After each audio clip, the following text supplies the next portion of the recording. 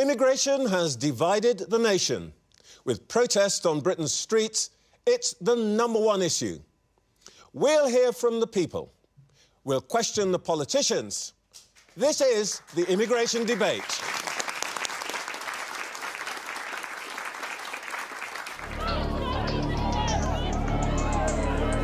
Unless the vote itself fails, all of those people will be landing in Britain. Our country's ruined. They've ruined it. It's an invasion. They're more kids. More kids. I think this lot down the road, they need somebody to hate. The Home Office says it's carrying out a blitz on the thousands of migrants already here, suspected of working illegally. You've got one arrest being made here. We've never seen that line as high as it's been recently. Immigration is the #1 issue. The whole atmosphere of the place has changed. And it's strange to hear foreign languages spoken so frequently. I'm all up for immigrants coming, but sign the paperwork. Good evening. Immigration. It's been the issue of the summer. But behind the arguments about asylum hotels and small boats, there's a deeper debate going on across the country. Is immigration changing our nation? And if it is it for better or for worse? Britain is no stranger to newcomers, but the numbers now entering the United Kingdom are higher than they've ever been. When my own parents arrived here as part of the early 1950s Windrush wave, annual immigration numbered less than 10,000 people. Last year, that number was almost 1 million. Official estimates say that virtually all population growth in the next 2 decades will come from migration. Most migrants come here legally to work and to study. Many employers say they couldn't cope without foreign workers. But some communities say that they just can't handle the speed and scale of immigration, and the small number who do cheat the system have sparked fury. Tonight, we'll try to find out what, if anything, can be done to answer those concerns. We've gathered representatives of the 4 major parties here with me to hear directly from our live audience in Birmingham, which has been selected by the polling company Survation to be nationally representative.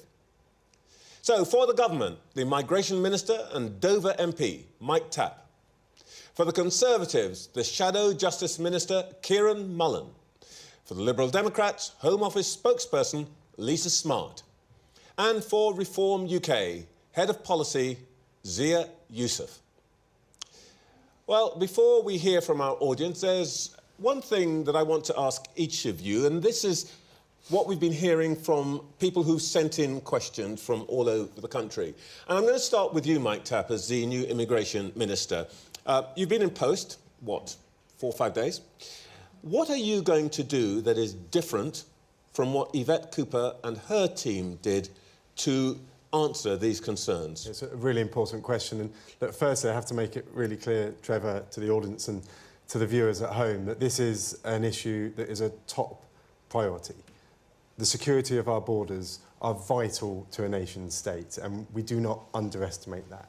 And I have to say that the rhetoric around some of this from some parties has been wrong. It's not racist to have these concerns, but at the same time, we do this within our British values. Can we just start the evening by being clear? When you say some parties, name some names. Well, look, I won't go into names here, but I will say really clearly that it's not racist. You're talking about him, aren't you? Not at all, because look, Zia Yusuf has said that he is concerned, but I'm not talking about that. I'm talking about the public at home. I knock on thousands of doors in my constituency, and 99.9% of those that raise these issues with me are decent people who want to see a fair system and secure borders. Now, what we've seen under Yvette is a fantastic start. We're putting in counter-terror powers. We've got those deportations and removals increasing by 14%. We're making sure that we've got the relationships upstream with international partners.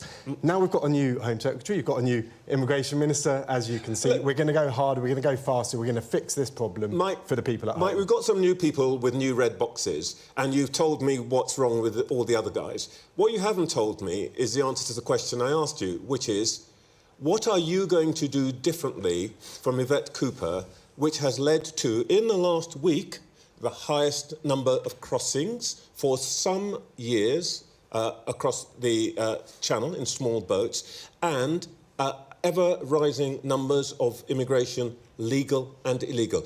Are you going to do something that is different, or are you still going to be doing what the last team did? I was coming to that, Trevor. Don't worry. I'll get there. Could you come to it? Look, what we've seen from Yvette is fantastic. What we're going to see going forward is essentially doing what it takes. We're starting already to explore Ministry of Defence sites to take people out of hotels. We're looking at the ECHR to ensure we can deport and remove more people. We'll make sure that the French deal improves. But what are you going to do? And we're taking on the smuggling gangs. We're going to go harder, faster and deliver on this topic. All right, well, we'll try and find out what actually will allow you to do that. But let me turn now to Kieran Mullen. Kieran, I guess you're in the unfortunate position of being the guy who represents a party that has not yet been forgiven for presiding over the fastest rise in immigration numbers. Your leader has said that it was a mistake and you're sorry about it. But you clearly haven't been forgiven. What can you say to this audience tonight that will make them think that you have finally actually understood what they are bothered about?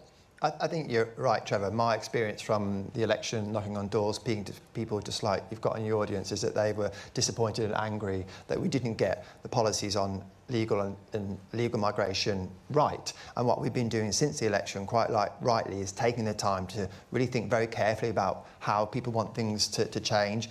And it's fine for people to be angry, and I understand that. And it's fine for people to criticise what we've done in the past. But what I think constituents want to hear from me when I'm speaking to them is specifically what would we do differently if we were in government. And I can give you a number of examples. We set out very radically different policies to those that we had when we were last in office. For example, we said very clearly that we'll disapply all Human Rights Act legislation when it comes to immigration cases. I think that's really important. We've said we'll make it much harder for people to secure the right to stay here, doubling the amount of time people have to be in the country before they can make a claim to stay, and actually being much tougher on things like how much money they earn. Not just looking at how much money they earn as an individual, but how much does a household earn as a whole to make sure that they're net contributors. Okay, those are just some of the examples. I think I've met your test of being specific, Trevor, about what we would do. They're clear examples. I want to just quickly ask you two things. One is, what you said sounds very like the things that the gentleman sitting next to you said to me on Sunday mornings when I interviewed him.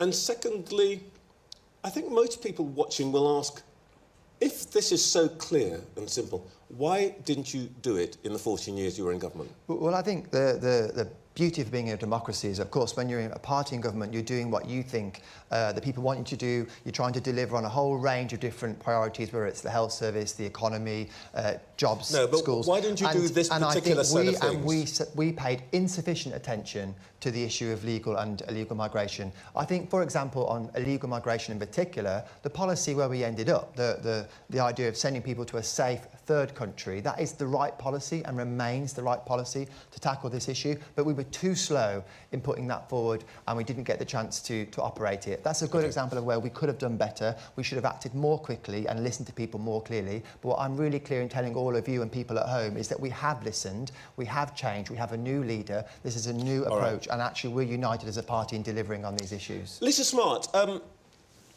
an interesting stream of questions for the Liberal Democrats came through. And let me summarise this way. Most people know that you stand for and have spoken about the benefits of immigration. You think that other parties don't speak about that enough. Let's put that to one side. The question that people are asking is, when it comes to the issue of small boats and asylum seekers, the qualification is that people are fleeing a country where they have a well-founded sense of fear of persecution.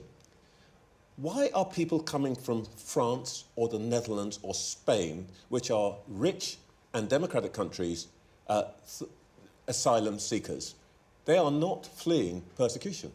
So we have a problem with this in our country. We shouldn't have 30,000 people in asylum hotels, and we certainly shouldn't have 90,000 people in the asylum backlog. So it is absolutely a problem, and the government needs to work harder and faster to fix it. People come to this country for all sorts of reasons. It can be historic reasons, it can be family ties, it can be because some of the pull factors that are going on, and I'm sure we'll talk about some of the gangs that are working and being modern slavers in this country. The business model that they have is so lucrative that that's encouraging them to force people to come across and work illegally.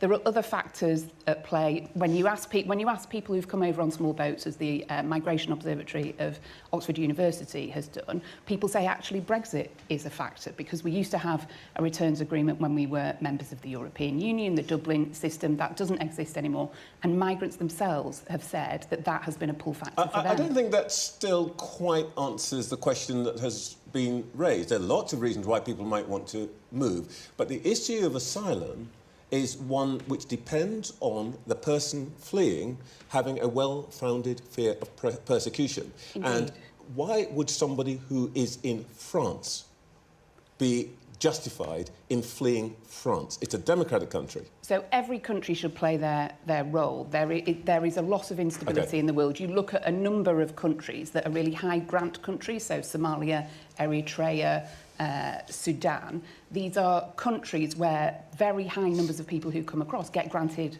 refugee status because they have a valid claim. All right. Zia Yusuf, you and your leader have been very much at the centre of this conversation, and Mr Farage has been pretty clear. I don't think we need to go over your policy, but there is a rather interesting question that's been raised by several people that have written into us. You want to bring down the numbers of immigrants, both legal and illegal, asylum seekers, labour market. Do you just want to bring down numbers of all people, or are you particularly concerned about one kind of immigrant or another, because they are young, or because they are male, or because they come from one country, or whatever? Is it all immigration, or are you concerned about some particular kinds of migrants? Yeah, well, firstly, Trevor, you were talked about, you know, when your parents came to this country, I think you said in the early 1950s, net migration was around 10,000 a year. When my parents came to this country in the early 1980s, net migration was around 30,000, 40,000 a year. Last year it was about 1 million. And by the way, during the 14 years of Tory government, they imported 11 million people. That is the equivalent of the population of Bangkok. That was imported by a party that promised in 4 consecutive manifestos that they were going to cut net migration down to the tens of thousands. To answer your question directly, number one, we need to stop the boats from coming. But number two, the biggest number we're going to bring down, which nobody else here has talked about, is the number of people who are already in this country illegally, Trevor. There's north of 1 million people in this country illegally. A lot of them are being paid for by the people in this audience and the people watching this programme at home. That's why we announced Operation Restoring Justice, to deport all of those people back to the countries from which they came. Beyond that, of course, that will mean the boats stop coming, because why would you pay a people smuggler to just get detained and deported? And in terms of net migration, you know, in the last general election, we said it would be net zero, 1 in, 1 out. I think given how overwhelmed this country is going to be at the behest of the current Labour government and what the Tories did over 14 years, even that's going to be too many. I still don't quite get how you're selecting the people you don't want, because your leader said we do want people to come and work in the health service. We do want people to do certain jobs. Who is it that you do not want to come to this country? Who is reform worried about when it comes to immigration? Trevor, the country's full. Our infrastructure is overwhelmed. We are going to have By who? We are going to have to freeze migration for a number of... By whom? Yes. The 11 million people that the Tories brought in over the last 14 years. And by the way, the OBRs, the government's own forecast for the next few years, suggests another 1.5 million net new people will arrive before the next election. Which is why, Trevor, we're not worried about who the people we need to bring in are. We need to deport the people already here. Tonight is not my night, it's not your night, it is our audience's night. So I think they've heard enough from me and you. So let's come to the most important people here tonight. And I want to start the evening by trying to get to the heart of why this issue has stirred such emotion and such anger the kinds of sense that we've seen on the streets this summer. And I want to start with a question from Diane, who lives in Slough. Hello. Diane. Hello.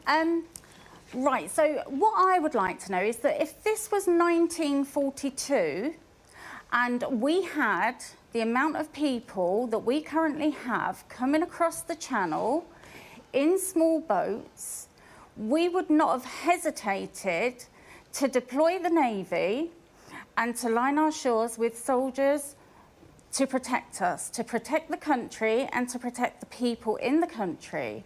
Why are we not doing that and sending these boats back, redirecting them back to the countries that they are coming from, which is a safe country, as has been stated, France?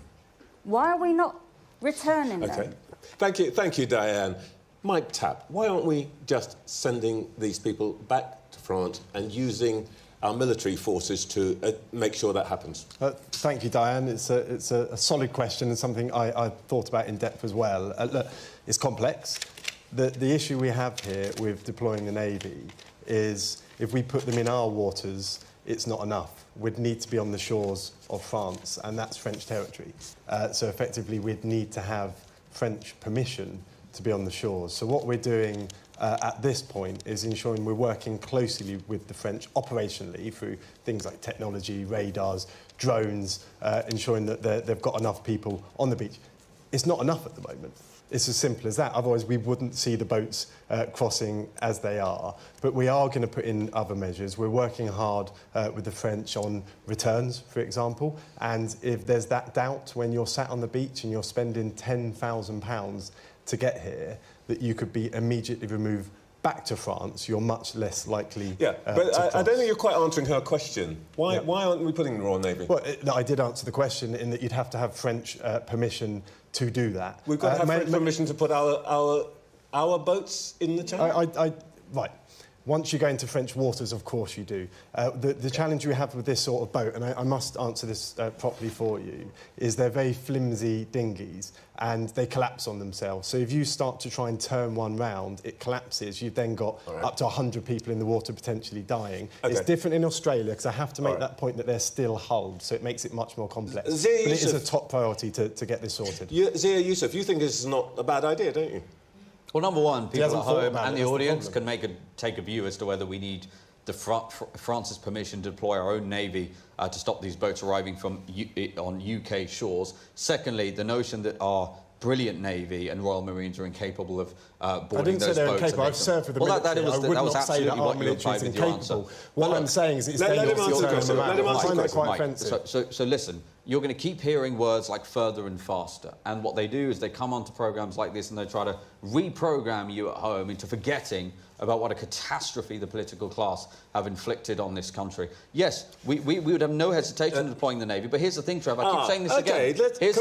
Can I just stop you there? Because when I asked you that question last weekend, you said, yeah, we put the Royal Navy out. And I said to you, what would be their orders? Would they be able to stop the boats? And you said, don't be ridiculous. They wouldn't be able to do. They'd be there to observe. They don't know. No, hold on. That's all right, Trevor. Either you misheard me. That's not a misrepresentation of what I said. Forgive me, here tonight. That's not what I said. Forget the policy doesn't know. That's not what I said. The reform head of policy doesn't know. That is not what I said.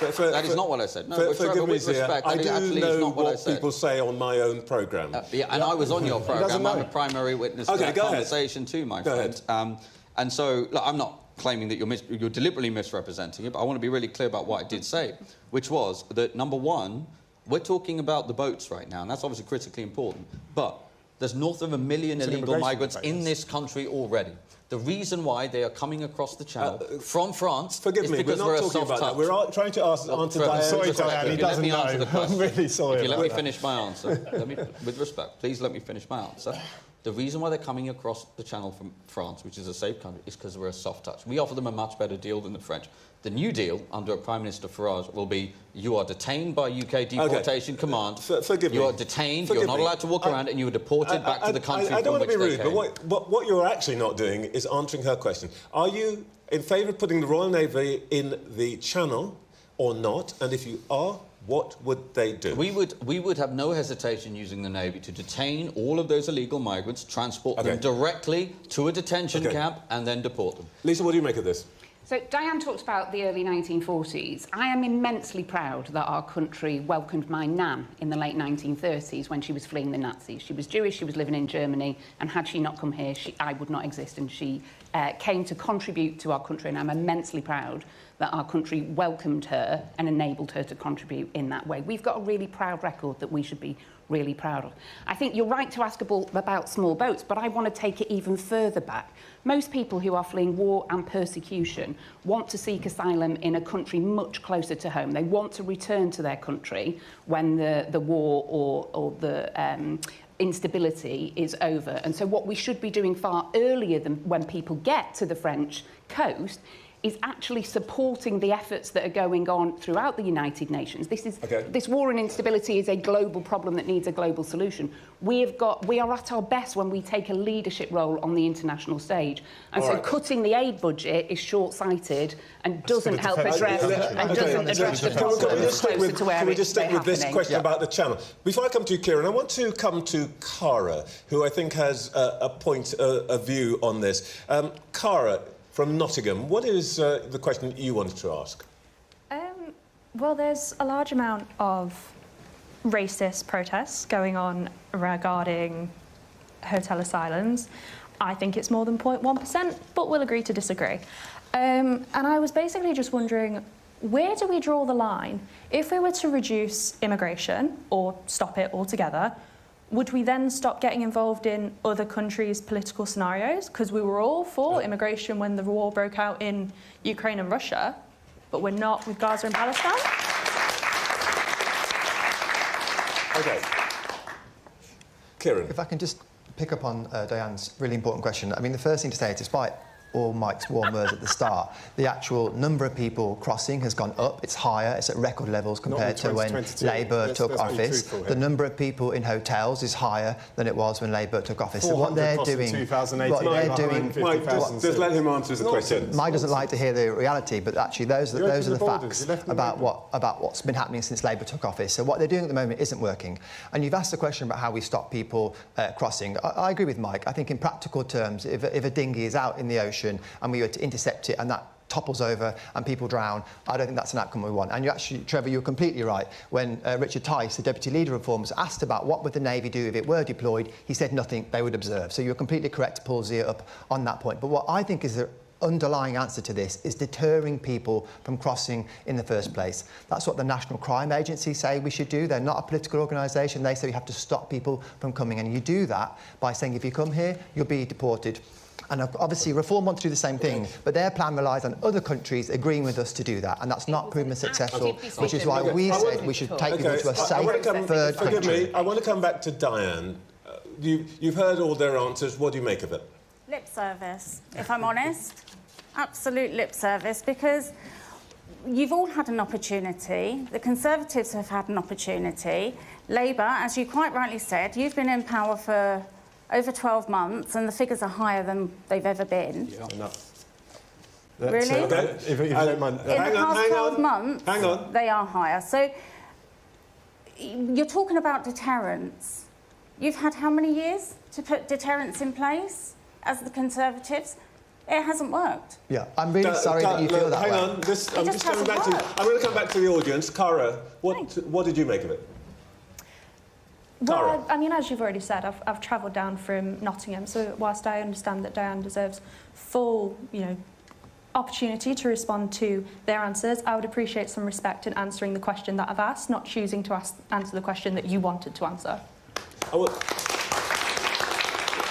happy to go on. Yes, go ahead. Happy to. Yeah, look, racism is unacceptable, and there's no either or here. We can secure the borders, we can, and we will, move people into MOD sites away from hotels, but we do that within our British values. And that's being strong, but also being decent, being firm, but also being fair. And racism is absolutely unacceptable. And of course there is racism. And what we mustn't do is dial that up. And that's what we see from the likes of Reform, because they do use language such as fighting age males, which, by the way, I've served the country in Iraq and Afghanistan. That's the language we use against the Taliban when we're fighting the Taliban. About fighting age males? No, I'm saying you're raising Tell me what the racist... I'll answer your question. What is racist about What I'm saying is you're raising the dial, raising the temperature with that language. I use that language on the ground in Afghanistan when people were shooting at us. You're using it about people who are looking for a better life. It's absolutely disgraceful. Okay. It feeds racism. So number one, that's not British values. You do not stand up for Britain. The only person, do not like the only person who's used the word, patriots. the only person who has used the word invasion since this programme began was the introducer at the beginning. I didn't say invasion. And then the lady in the audience at the front. I didn't say invasion. I'm using the word invasion because over the last 8.5 years, more people have turned up on the beaches illegally, uninvited. The majority of them men, the majority of them fighting age men that hate this country, including countries like Afghanistan, Syria. And by the way, that is more people. That is more people, Mike. That is more people than stormed the beaches. But you will do nothing for this country. That is more people than stormed the beaches of Normandy on D-Day. And you are advocating, as the immigration minister for this country, to leave our borders undefended, leave them open in the name of, quote, British values. What you're doing is betraying the British people. Kieran, what's your response to Cara's question? I think that this debate that you're hearing now between Mike and Zia actually underlines to me how desperately important it is that we actually get a grip on this issue, because I think, you said at the start, at the intro, Trevor, that we're a divided nation on this issue, and while certainly there is pockets of really divided opinion, in my experience, actually, the vast majority of the public are on the same page. They want the small boat crossings to stop, they want to stop putting money into putting people up in hotels, and they want more reasonable levels of migration to this country. I think that's consensus, mainstream opinion. And when mainstream politicians, and I've said at the start, I take our share of blame in this, don't deliver on those issues, it leads the public to become more and more intolerant and their patience to wear thinner and thinner. And Zia can quite rightly articulate that frustration. Fair to him. What I'm concentrating on, what the Conservative Party is concentrating on, is actually putting forward clear, credible plans, taking Diane's point about that we had an opportunity and we didn't, as I said, do it in the way I would have wanted us to, but we're determined to do that now, and it's only a clear, credible plan, thought through, that is going to make a difference to this issue in the end. Okay. All right. So Cara's question was about racism, and I think it's really important to say it is entirely possible to talk about immigration and asylum issues without being a racist weirdo, which is why it's so disappointing when some people fail to manage that.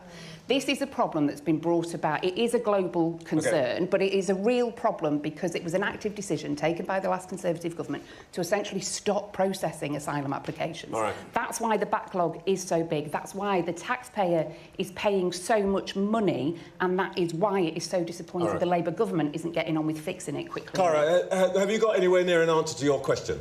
No, the question was, where do we draw the line? If we were to stop immigration, are we going to stop involving ourselves in other countries' political situations, or are we going to help them as much as we can, but they're not allowed to come to our country? And none of you seem to be answering that. Well, you've all had a chance to ventilate your views on that. We've been talking about people crossing the channel in small boats. In just the last 24 hours, 4 people have died. And I think we perhaps just need to draw breath on that. That includes 2 children. So far, more than 30,000 people have made that incredibly dangerous journey. Now, the previous government promised to stop the boats. This one said they'd smash the gangs, and we've been hearing some of that tonight. But the small boats numbers have increased under Labour, though they haven't reached the level seen under the Conservatives. I want to come to Elliot from Newcastle, who I think it wants to talk about some of the issues that have risen this summer. Elliot. I'd like to ask, why are hard-working taxpayers being forced to contribute more in taxes to facilitate the state of mainly young male illegal immigrants, but the quality of life for British people, especially veterans who served for the country, has shown little to no improvement at all? OK, Mike Tapp. Look, I'm a veteran myself, and it's an important question. We've also got a Veterans Minister who's a veteran too, so we're working hard to ensure that no veterans are homeless. We're improving the mental health support for them. So I just have to cover that off. That's a top priority too. But look, people coming over illegally is completely unacceptable. And that's why we're looking with the new Home Secretary to ensure that nothing is off the table. We will not accept this. And I agree with you on that it's wrong that the taxpayers are having to carry this burden. But that's where moving them into MOD sites as well will help, because it will reduce the cost.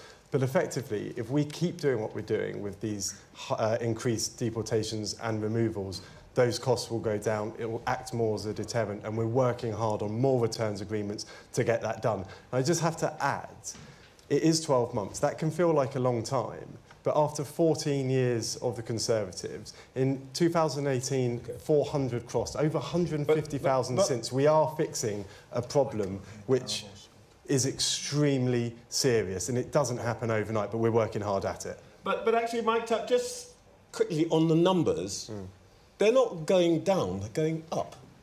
Well, the issue... And you've been in there for 14 months. The issue with the numbers is when we, for example, get a returns agreement with the French, when the Germans change their laws, the Italians change their laws, the French change their laws, which we've achieved, by the way, when we've deported more than before, it takes time to have a knock-on. Let's look at the agreement that we've had with the French. I think it's really important, Trevor.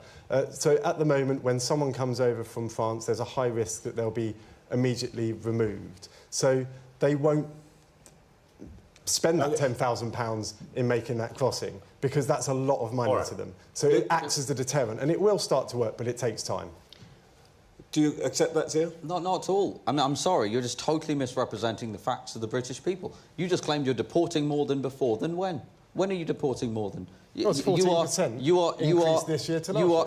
How many have you deported in the first year? We've had 35,000. You've deported 35,000 and removals. Okay, so that is one totally untrue statement that is parroted repeatedly on the airwaves by Labour ministers. That 35,000, let's talk about that. 74% of those 35,000 are not deportations, i.e. enforced removals. That's deportations and removals. Okay, so of the rest of those, of those 74%, half of those the government didn't know anything about. They only found out they'd left after the fact. So don't misrepresent those as deportations, my friend. It's totally... You're taking the British people for mugs. There are a million people in this country illegally today. The difference between more than that, there are more illegal migrants. Goes in handcuffs, Mike, there are more illegal migrants in this country, dramatically more, than when Keir Starmer won that election, promising to, quote, smash the gangs. I want to say one other thing.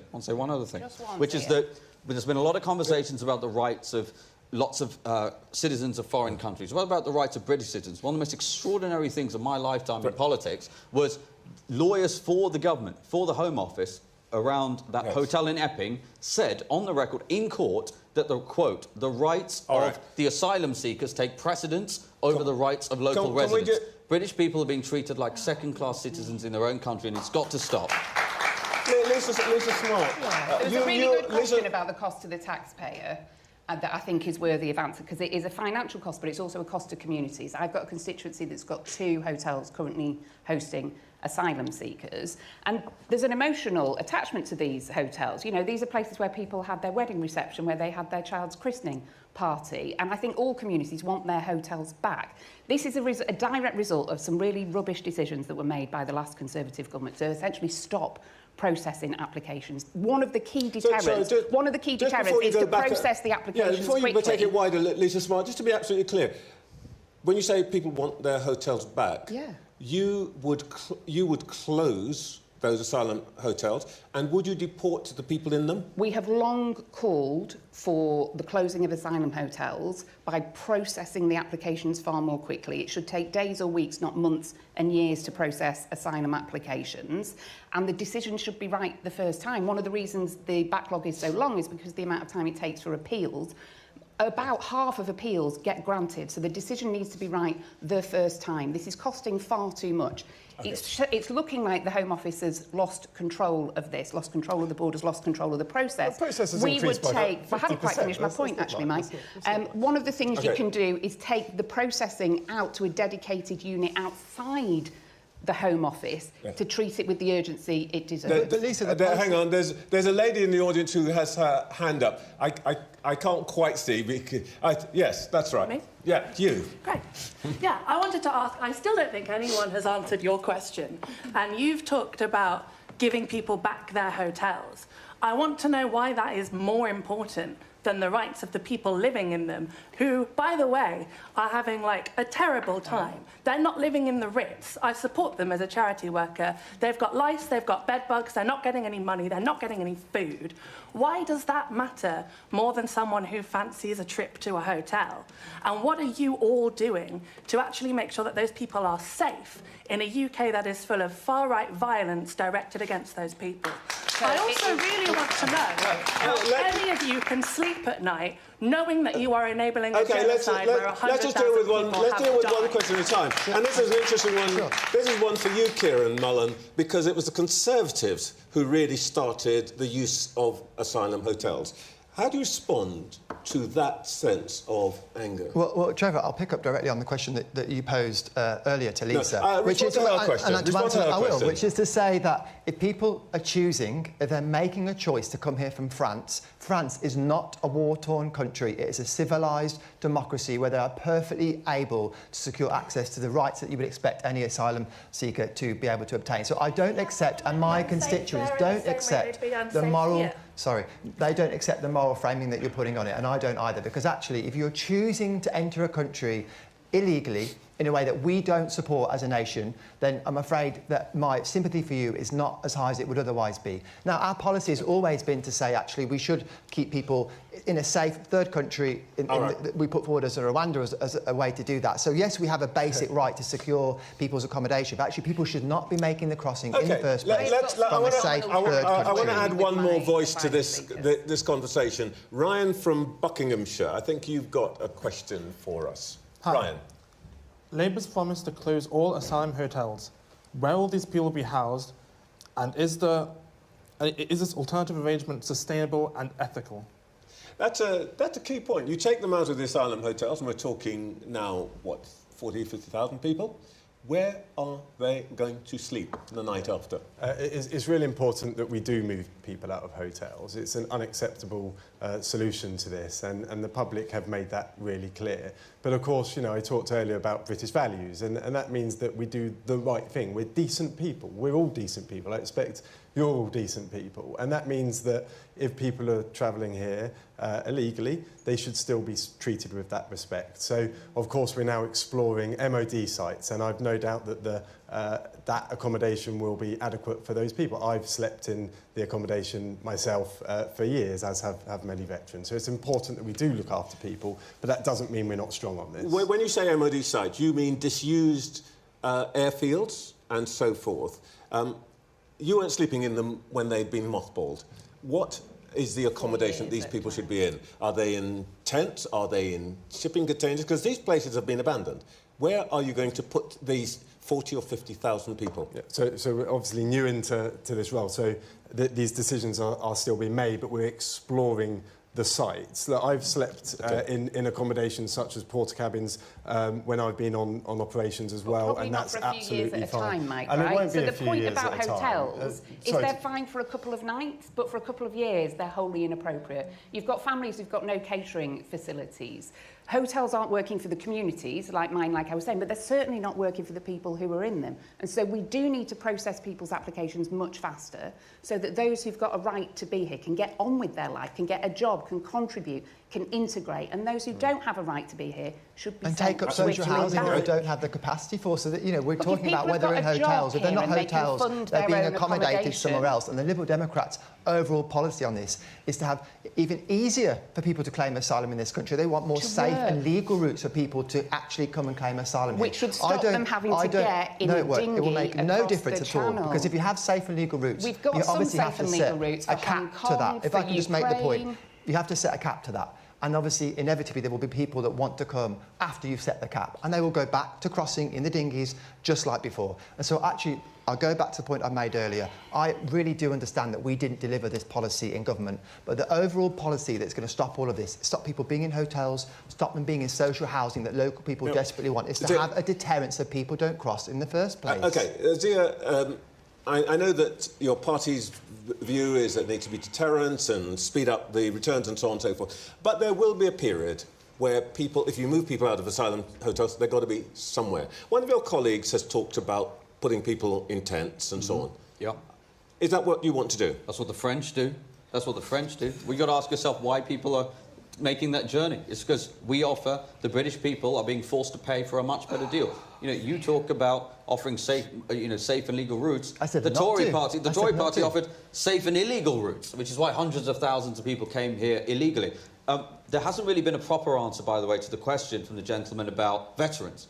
And I have personally spoken to veterans, and this is where it gets to Bond villain levels of wickedry. One of the things that the current government does, and the Tories did for 14 years, they offer big contracts to these big contractors like Serco. And Serco go in as a corporate landlord and say, we are going to offer enormous rent premiums to local landlords. I want to finish this point. Yeah, I know you think it's important, but we're moving into very different territory, veterans who serve this country, with respect, it's not an answer to her question, I'm afraid. That nobody else answered.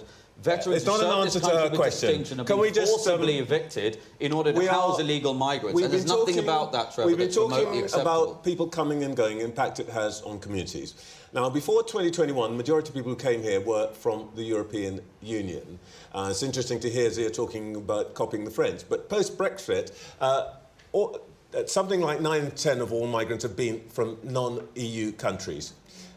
Mostly, that's from countries like India, Nigeria and Pakistan.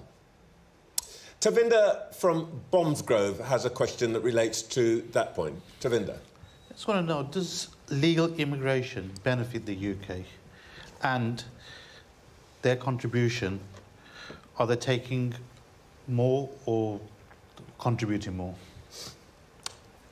Lisa. So I think this is a great question, and the UK has historically benefited from migration. I'm here because of migration, and I think lots of people in this room are. And it's not just economically that we've benefited, it's also culturally. But I think even the most liberal, progressive person thinks that we need a fair system where the rules are enforced properly, and that's not what we've had for the last few years. Zia, do you agree with that? Well, again, my parents came in the early 1980s. My father had just qualified as a medical doctor. They didn't have much to their name other than that medical degree. Between my father and my mum, who's a nurse, they have given more than half a century of service to the NHS between them. So no one knows more about the invaluable contribution immigrants have made and can make to this country than I. But I will say this country is now overwhelmed. Our borders are being overrun. And if you ask most British people, with respect, Trevor, you said it's dividing the nation. I disagree with that. I think people are united now. We've had too much migration. We haven't had border security. And what that is driving is this sense amongst British people that they are being taken for mugs. They are being asked to pay for lives of leisure for people whose first act upon coming to this country was to break our laws. Well, with respect, my own Doge team has found asylum seekers and illegal migrants being taken to the circus at the taxpayers' dime. Not joking. Trips to the cinema, Domino's Pizza, tens of thousands of pounds of McDonald's, free TV licences. All of this is on the record. All of this is on the record. And British people are struggling to make ends meet. Can I ask Mike Tapp, who is in charge of this, is that true? Asylum seekers, illegal immigrants being taken to the circus? I'm a bit miffed by this Doge setup in Kent. It's been an absolute mess. It means that they're spending on vital community Answer the question, Mike. Have illegal migrants been taken to the circus at the taxpayer expense? That's something that I have not seen. And, of course, if that sort of thing is happening, then it's a little bit odd.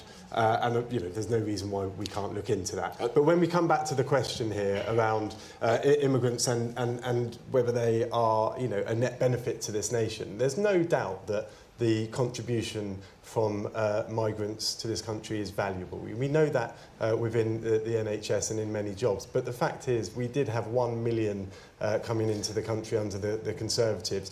Now, we've managed to cut that by 300,000. We've halved the working visas. We're increasing the requirements to degree level. We're increasing the salary requirements to ensure that we're the jobs are open for British people, because we've got to put British workers first and then fill the gaps with foreign workers. That's what we're striving to do, and that's what we'll deliver. Mike benches the NHS, and he's absolutely right to do so, because nowhere more can you see the benefits that immigrants have brought to our country than the NHS and the care sector. What we're really keen to see, actually, is that the government has a proper look at workforce planning so that we can train, retain and properly value nurses, care workers. We should pay care workers properly with a carer's minimum wage so that we don't need to invite other people to come here to work in our health and care sector. And I think the NHS is a good example, but I think what you have to do sometimes is take a step back and look at the overall impact on the country. And I think there's kind of been an expert view for a long time now from the Treasury and from economists that overall net migration is just a good thing. It helps our economy grow. And as Zia mentioned, actually, future progressions still for our economy to grow do rely on immigration. But actually, it's the sort of immigration that you're getting. Is it high-skilled, high-valued people that are coming in? And actually, those were the things that we set out to achieve. But as I said, we didn't get that right, and it wasn't the right people that came over. But when you talk about the volume, when you take a step back, actually immigration isn't just about the numbers. It isn't just about our economy. It's actually whether we have a kind of cohesive nature with one shared culture. You know, I have spent time in communities where people don't feel like they recognise their neighbours, and they're from all sorts of different areas. We're in Birmingham, where people will know, actually, I grew up in Birmingham, and you can't reasonably say that immigration has been fully integrated in Birmingham. There are parts of Birmingham that are very unintegrated. So I think you have to think about both the economy and the social fabric of a country. I'd like to come back to you, Tavinder. The panel's basically saying that they do think that immigration, particularly legal immigration, has value, but do you think that you're hearing enough of a definition of what's of value and what's not of value? No, because value is, like the lady said, it's not just financial, it is all sorts of things, and we can live together. The Reform Party just make it sound like these monsters are coming in and destroying the whole country. Yeah, and there might be a very small minority of that, but not as much as they're making out. Yeah, the senior surgeon who did my when you say monsters, what are you excuse me, when you say monsters, what are you talking about, Tavinder? I mean, the way they keep on talking about is the boats coming over. No one wants to see that. For their sake as well as ours. But sir, can I just say, you're from Birmingham. I don't think you can honestly say I just want to come back to. I want to come back to our audience, because there's someone I think has a very relevant question to the point Tavinder's just made. I want to hear from James from Derbyshire. James. My point is around the two young children I have at home, and my concern is their future and only their future. So how can we ensure that immigration is not only addressed, as you're all saying, it's going to be addressed, but it's sustained and controlled moving forward in a way that doesn't diminish the next generation, their opportunity and their right to build a future? Kieran, this is what gets to the heart of, I think, what is driving many people's passion here, the feeling that their next generation are either being deprived of opportunities, or in some cases, by the way, in some of the messages that we've had, they're afraid for their children, particularly young women. Yeah, the first major change that we put forward as a party that we would implement if we were to get back into power is that actually we'll put Parliament in charge and determining the levels of migration to this country, so that all of your MPs, whether in Birmingham or any other part of the country, are directly accountable for setting that level, and they'll have to take into account all these things we talked about, what we need in our workforce, what we can accommodate in terms of housing, and that's, I think, the long-term way in which we make politicians more accountable to all of you on this issue. And I think you're right to raise concerns about the next generation if we don't get that right, because actually there's an increasing body of evidence that does highlight that, particularly those on lower incomes, on lower wages, large amounts of low-skilled migration can depress wages for people and make it harder for them to earn a decent living. Actually, for our economy, you want your children to have job opportunities in a thriving and growing economy. Actually, the biggest challenge in our economy is productivity, that our businesses don't invest in becoming more efficient. And again, labour, mass low-skilled labour discourages businesses from investing in productivity. Just very briefly, Lisa, do you understand the anxiety of somebody like James or some of the people who have written in saying they worry about their daughters going past some of these asylum hotels and so on? I think it's the job of parents to worry about their children wherever they're walking past. I don't think there's any evidence that asylum hotels are less safe than any other hotel. But it's a job of politicians to do something about it, isn't it? So it's a job of politicians, absolutely, to talk about a vision for the future. And I think sometimes we can get a bit depressed, and possibly this evening is one of the examples of that. But where I feel most optimistic is when I go into schools and when I hear from kids, because they've got a load of the answers about how we fix a lot of the problems we face. I am really proud of our country, and I'm really proud of the patriotism I see in our country. Never more so in the classrooms of the kids who are welcoming some of the new arrivals, of the children staying in one of the asylum hotels, because kids just get on with it. They cut through all of this, and they welcome children like the wonderful human beings they are. I think people's fears right now are well-founded. Let's talk about, you know, the gentleman used the word monsters. 4 Iranian men crossed the English Channel illegally by boat, and our brilliant security services successfully foiled a terrorist attack. Foiled a terrorist attack that was being perpetrated by 4 Iranian men. And with respect, when we talk about monsters, how many British people need to be raped or murdered by people who came to the country illegally? What is that? What is the acceptable number? Oh, no, genuinely. What is the acceptable number? Because in our view, the acceptable number is 0. Because every single one of those tragedies is directly downstream from appalling government policy, from people like the Tories and the current government who are unwilling and unable to defend and secure our borders. You made that point forward. Mike Tapp. One rape, one sexual assault is too many. But the majority of those that come over are not rapists and sexual assaulters. But it's important... Well, of course they're not. It's important. I'm not answering your questions here. I'm answering the audience questions. You know nothing about these people. You're choosing to let people into the country about whom it's you know important that we secure the borders and stop this illegal migration. That is our top priority, and nothing is off the table here to ensuring that this stops. Why are more people crossing illegally than when Keir Starmer took power? You'd have to explain that. If you're going further and faster in context of what has happened, is more people arriving. So you might want to reconsider that statement. Well, I'm more than happy to go into that. We've go into it. Why are more people arriving now than when you came into office? We've inherited open borders. Yeah, you didn't inherit more than you've got now. Right, there are more people crossing now. OK, if you allow me to answer the question. We've inherited open borders, which means it's not a quick fix. When you've inherited a system that had 150,000 crossing in just 3 or 4 years, is unacceptable. So the measures we're putting in place with the record deportations, the deals with the French, the returns agreements that are getting in place, and the fact that nothing is off the table and we'll go hard on this. It's getting worse, Mike. We have only a few minutes left, and I want to come to one last question from Oliver from Cheltenham. Where is Oliver? Hey. Oliver here is on the front row. Go ahead. Who's most responsible for the Labour Party changing their tune on immigration? Donald Trump, Elon Musk, or Nigel Farage? Mike Tapp, you've gone all tough, right? Is it who's dragged you in this direction?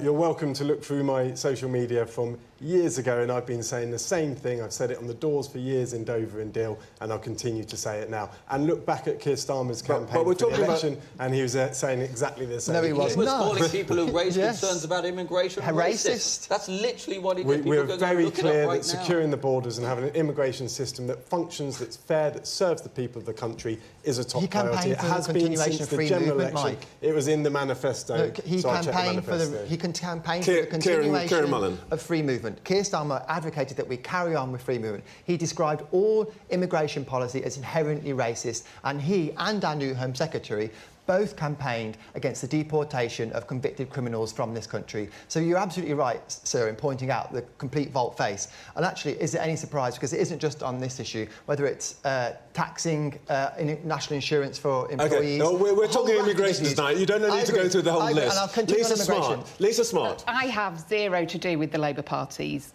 policy platform, but I would say that people often, when they're faced with the choice of the real thing or a tribute act, they often go for the real thing. And I think that's what some parties should give a little bit of thought to. Can I respond to that? Yeah. Nigel Farage claims to be a patriot.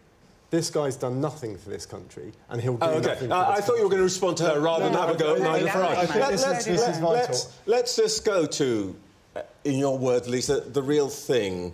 Are you claiming credit for Labour's change of direction, as Oliver's set it out? Keir Starmer is a man who believes in nothing other than maximising his own power. This is a man who openly said that if you are concerned about immigration and you raise those concerns, you are racist. You can look that up yourself. Then he gave a speech, Trevor. He gave a speech where he talked about a country of strangers, a nation of strangers, and then he U-turned on that because he got so much blowback. This is a man who is utterly rudderless. He has no direction. We've now got a new Home Secretary. 1,000 illegal migrants crossed on her first day. Okay. And that same Home Secretary, by the way, there's a video you can look at on social media where she talks about white males waving the English flag. I've got to give Mike Tapp a chance. And she was condemning that. I want to give Mike Tapp a chance. Okay, you've made your point. I want to give Mike Tapp a chance to stick up for his boss. Well, it's a slur, and if you look at the full video in context, that's not right.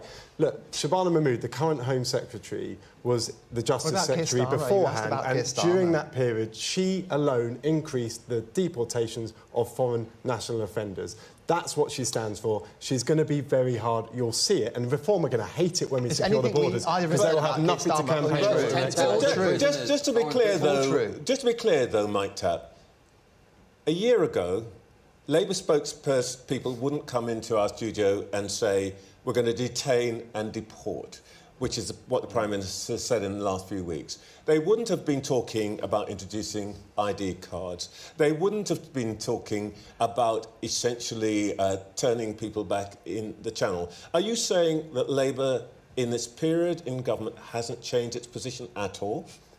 I can speak for myself. And you're here speaking for your party. I can tell you very clearly that I've held these positions for years, and I'll go on to the Labour Party. If you look more widely, if you look at the manifesto, all of this was in the manifesto to secure the borders. We've had 5 immigration bills in 5 years. The Tories and Labour have both been on a journey over this period. Well, we have pretty much exhausted our time this evening, but we'd like you to stay with us because my colleague Sarah-Jane Mee is here in Birmingham, and she's going to bring you expert analysis and interviews on the immigration debate. That's called Immigration Debate, The Verdict. Yeah, and that will be all you need to know. Right now, stay with Sky News. Sarah-Jane, over to you. Trump and Farage are the same side to the backside. I'm very proud of myself, and I'm very proud of Nigel. I'm very proud of myself and very proud of Nigel. Well, thank you very much, Trevor. There we have it, a very lively hour from our invited guests and the audience here in Birmingham tonight. Over the next 60 minutes, we're going to get reaction from our experts. We'll analyse the data behind the arguments that were set out there tonight. And we'll be discussing the changing mood in the country that has made immigration the burning topic of the summer. Well, joining me now, Sky's Deputy Political Editor Sam Coates and our Social Affairs Correspondent Becky Johnson. They are with me here for a debrief because this is a topic that we have been following for months, if not years, here on Sky News, and you were both watching that very closely. I'll come to you first, Sam. What jumped out for you tonight from what was discussed?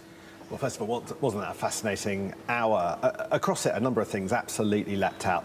First of all, there are people with absolutely passionate views about this, but not all because they want to clamp down on migration or to deal with it. What you heard was a complete spectrum from our audience, and I thought they were, in many ways, the stars of the show today. You heard very passionate arguments in favour of helping the people who are living at the moment in those asylum hotels, giving them more, as well as people who wonder what they're going to do for the next generation.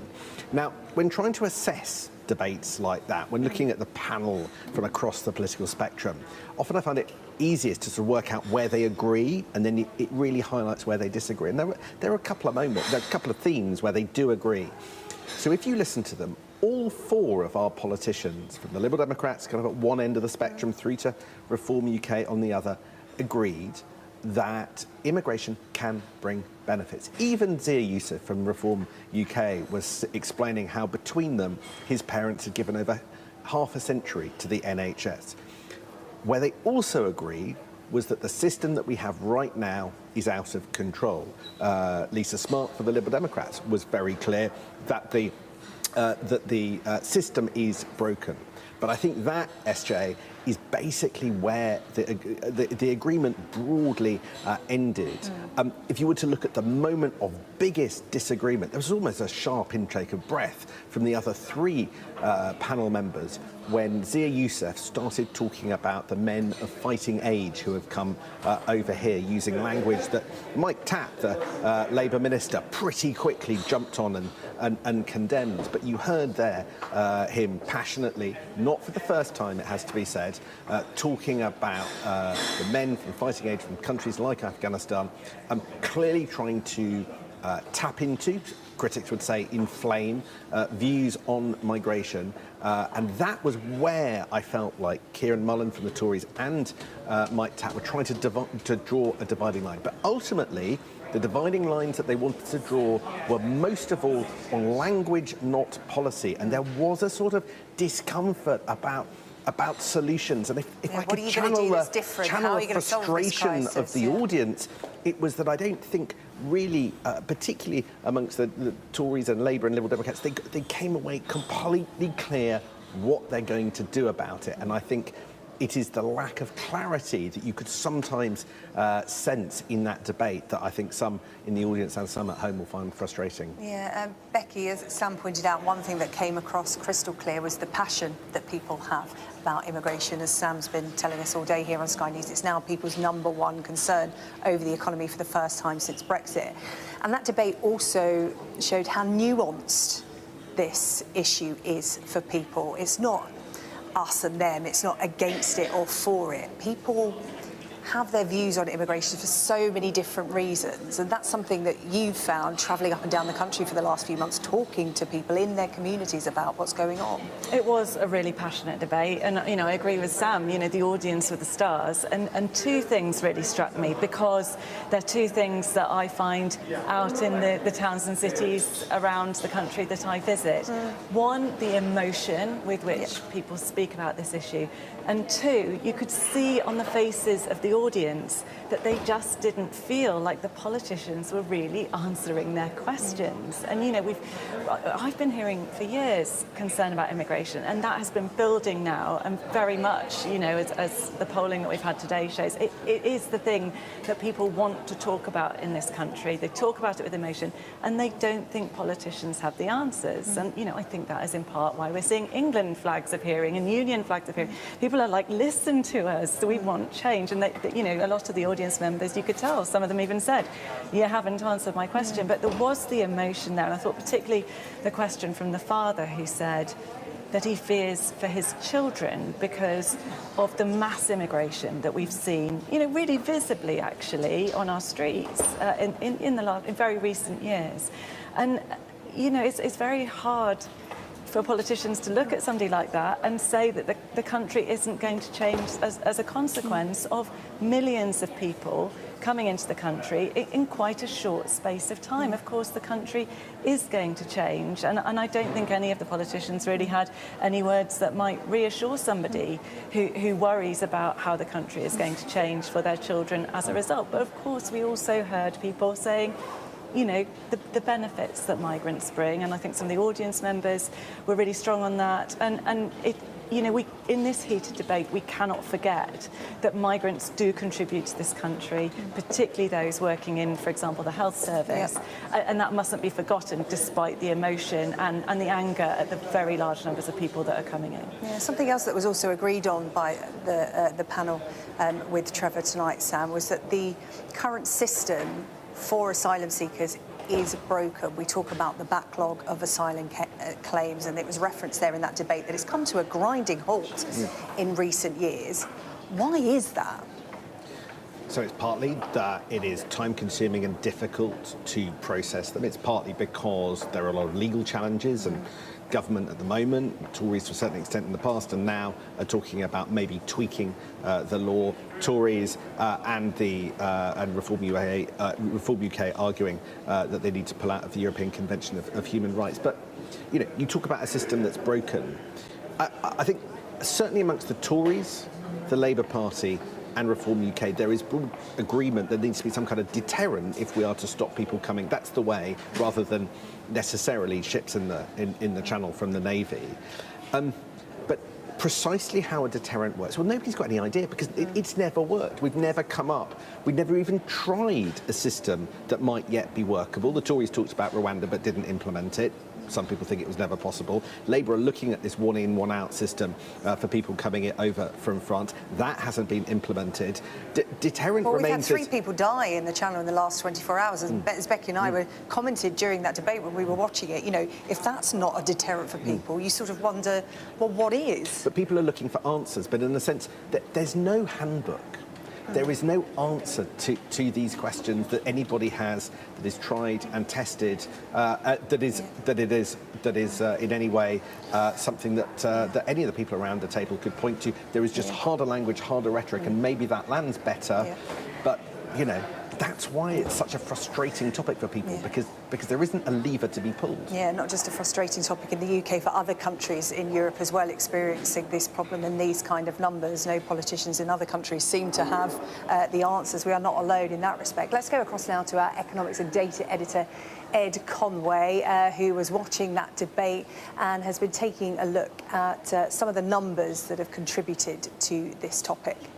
Yeah, really interesting, SJ. Actually, just going through some of the topics that just came up during that debate. I mean, one of them, Zia Youssef talking a number of times about there being 1 million illegal immigrants in this country. Is that number right? Well, you know, the short answer is no one knows. You know, there is no official estimate. I mean, how could there be of how many people are here illegally? But there have been some attempts at it. And the one that I think he was referring to was probably this from Pew, which is a kind of an American research organisation, which estimated back in 2017 that in the UK you were talking about potentially 800,000 to 1.2 million illegal immigrants in the UK. As you can see, it's the highest, alongside Germany, the highest, which has, you know, slightly higher if you're just looking at the median, which has about 1.2 million as well, at the maximum. However, here's the thing. Well, first of all, you know, there are big question marks over this. How do you estimate this? Secondly, when they looked again at the data a few years later, so actually just more recently this year, look at that bar. It went down to 700 to 900,000, OK? So a lower estimate, albeit still high. And if you just take that number and compare it with the other estimates that we have out there, like I say, it is not in no way an exact science. But that's Pew with that revised estimate. You've got the GLA, they came up with a number, so for London, but extrapolating it to the rest of the country, which is talking about 600,000 or so. Another study associated with Oxford was talking about 745,000. But these are big numbers. There's no getting away from them being big numbers, whether you're talking about it being around 1 million or in the hundreds of thousands. It's nonetheless big. And I think the question really at the moment is, how has the recent increase in asylum seekers contributed towards this? This is kind of the closest thing we have to an official estimate, which is showing you the number of asylum seekers in the UK that are kind of waiting their initial decisions. So they are here in the country, many of them in those hotels that we've heard about recently, others in other forms of accommodation. That's about 125,000, which alone is kind of the size of a city like Cambridge. So that's the official estimate, but obviously there are many, this is assuming there are many other people from previous years who are still in the country. So there you have the overall numbers in terms of how many people might be in the country. There was another question that kind of kept coming up, which is just how expensive is this system and how much are people having to contribute to it? On that, we do have some numbers, OK? So this is just showing you how much was spent on the asylum system, primarily in terms of accommodation, in 2023 to 24. This is all of the different departments in government. I'm just going to zoom in because obviously health and education take up so much of that spending, so we can actually just see this in comparison. So there you have it, £4.7 billion in the latest fiscal year that we have numbers for. And it's worth just taking a step back. I mean, you know, what do these numbers mean? Well, £4.7 billion, it is more than the single intelligence account. So we're spending more on the asylum system than we are spending on all of the spies, for instance, in the UK, include MI6, MI5, GCHQ, and a little bit less than the energy department, more than the business and trade department, more than culture and media and sport. So this is not in any way trivial. These are now very high numbers that need to be accounted for within the public accounts. And I think the question is, you know, whether that number is going to go up in the coming years. So it's a fiscal issue, certainly, as well.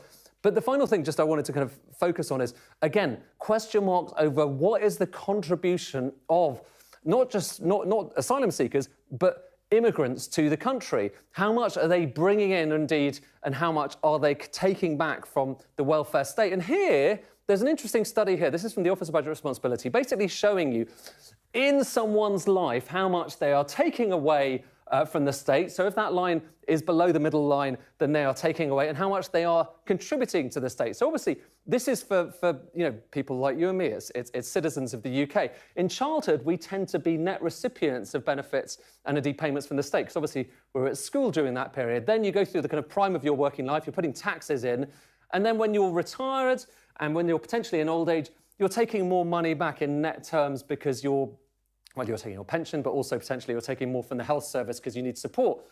That's UK residents. Have a look at the shape of these lines when it comes to immigrants, because it's kind of striking. Obviously, they're not coming in until later in life, typically. And so during that period, the average migrant actually is putting in more to the system in cumulative terms than the average UK resident. So that is the average picture. But it varies, OK? So for some people who, for instance, are earning lots more money, putting more taxes into the system with high wages, they're actually contributing even more. But for those who aren't, for those who are on lower wages, who might be taking back more than they're putting in, actually, look, that line is below the UK resident. In other words, over the course of their life, they are taking more from the system than those who are born in the UK. So it just really underlines, it kind of depends, but there are certainly lots of positive stories in terms of migrants putting in more in general and on average, SJ. Ed, thank you so much. Ed Conway there taking us through the numbers behind this debate. I'm just going to interrupt our immigration coverage now to take you to America. Some breaking news from there, and a prominent Conservative activist has been involved in a shooting in Utah. Let's bring in David Blevins for the latest, our US correspondent. David. Yes, Charlie Kirk is a very prominent Conservative activist, writer and broadcaster, a high-profile supporter of President Donald Trump. He hosts a weekly podcast and radio programme and is known to many other people as the founder and president of Turning Point, a non-profit organisation that promotes conservative ideas among high school and college students. We understand that he was speaking at Utah Valley University. Some videos circulating online clearly indicate that a shot was fired. He appears to be physically impacted by that, and you can hear the crowd audibly panicking and beginning to run. We're told by our partners at NBC here in the United States that one person is in custody. We are getting some response to this. We're told there is a very palpable sense of shock at the White House. The Vice President, J.D. Vance, is encouraging people to pray for Charlie Kirk. He says he is a genuinely good guy and a good father.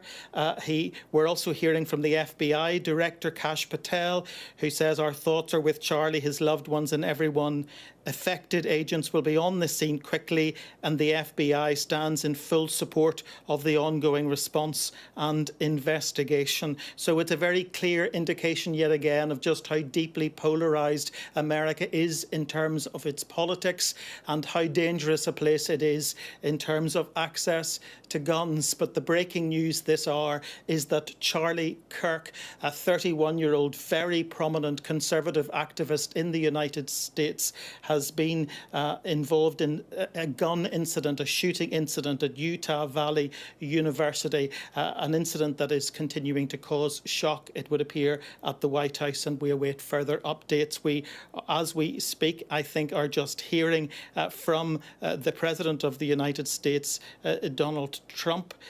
He says we must all pray for Charlie Kirk, who has been shot, a great guy from top to bottom, in capital letters.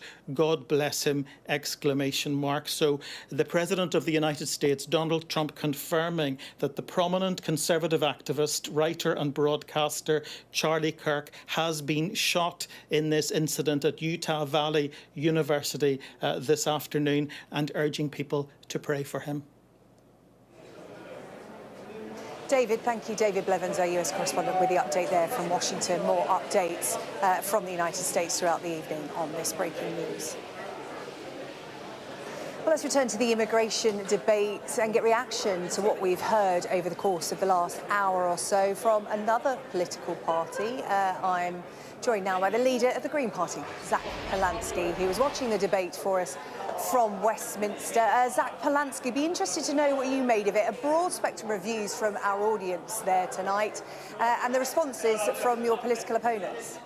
I thought it was grim and depressing and pretty much indicative of a state of political conversation in this country. I actually thought the audience did a much better job than the politicians, because the one thing that was really missing from that debate was the truth. And I'll tell you what that is. Immigration is good for this country. We have an ageing population. We have 150,000 vacancies in our National Health Service.